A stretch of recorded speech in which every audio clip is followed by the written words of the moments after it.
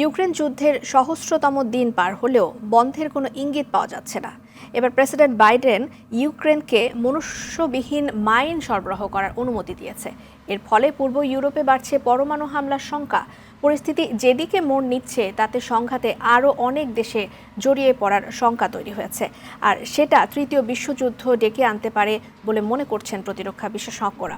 নগদের সর্বোচ্চ বার 167 টাকা রিচার্জে পাবেন 1 লাখ টাকা পুরস্কার। আরও আছে প্রতি সপ্তাহে পুরস্কার ও ক্যাশব্যাক।